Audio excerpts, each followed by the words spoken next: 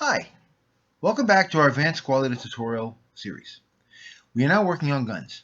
This is the third segment on guns in our series.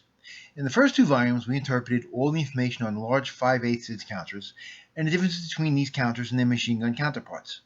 In our second volume, we discussed covered arc and started the two-hit process so that these guns can hit their targets on the advanced quality of the battlefield.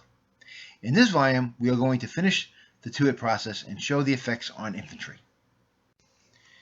We reviewed tables C3 and C4 in our last video, so now we'll use them as they would apply in the two-hit process.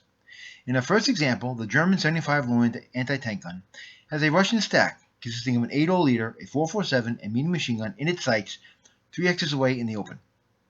In the C3 table for a gun to hit infantry at 3 hexes is normally an 8 or less. After reviewing the C4 table, there is no modification of that to hit number. Now we go through the C5 and C6 tables to see which dice roll modifiers apply to this shot. The C5 table consists of all the possible DRM caused by the firer, in this case our 75 long gun and its crew. For explanation purposes, we will go through each one individually so you get the idea of how the tables work. Case A, firing outside the covered arc, does not apply because the target is inside the gun's covered arc and it did not have to change its covered arc to shoot at it. Firing in the advanced fire phase. This does not apply because this is the prep fire phase for the German. The case C's do not apply because this cannot be a bounding firer because this is a gun and not a vehicle. Guns cannot move and fire. Bounding fire will be discussed in a later installment. Case D does not apply because the firer is not pinned and this is not spotted fire. Only a mortar can do spotted fire. Case E does not apply because he is not firing within his own hex. The target is 3 hexes away. Case F, intensive fire cannot apply because the gun has not shot yet, so it can't be subject to intensive fire penalties. Case G obviously does not apply because that's for deliberate immobilization, which can only be done against a vehicle. Again, note, this will be covered later on in our vehicle segment. H does not apply because this is a German crew using a German gun, so there is no unqualified use. Finally, case I does not apply because this is not a buttoned-up AFV, this is a gun. None of these firer-based dice roll modifiers apply. So at this point, there is still no dice roll modification to the two-hit roll. Now we go to the target-based dice roll modifiers contained in table C6 and go through the same process. Case J, moving a motion vehicle and dash infantry. No, this is the gun's prep fire phase, so the infantry and target could not be moving, and obviously it is not a vehicle. Case K does not apply because the target is not concealed. Case L, point blank, does not apply either because the target is 3 hexes away. Point blank is 1 hex away, and semi-point blank is 2 hexes away. 3 hexes away is normal range. Case M, a bore-sided hex. That can only apply during the target's movement phase, and will be explained later. It does not apply in this case.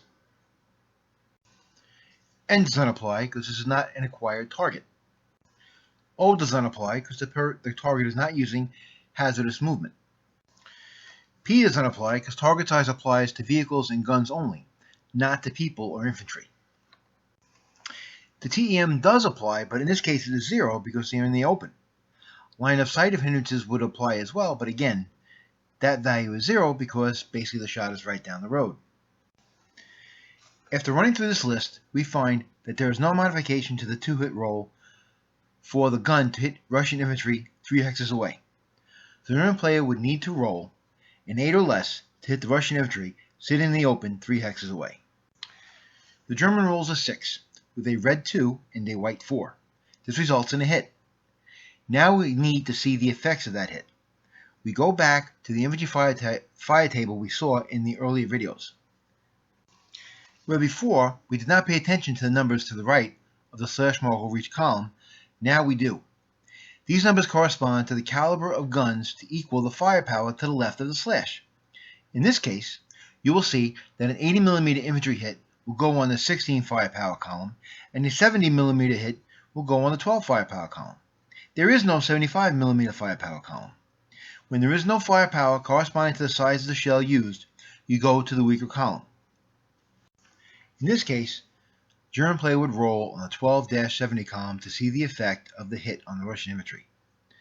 The German rolls another 6, from morale check of 2 on the Russian stack.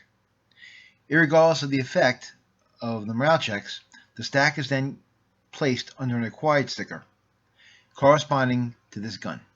Target acquisition will be discussed in our next video. While the tables can be confusing, after a couple battles they will become second nature, just like the infantry fire table. This concludes Volume 3 of our gun section in the Advanced Quality tutorial.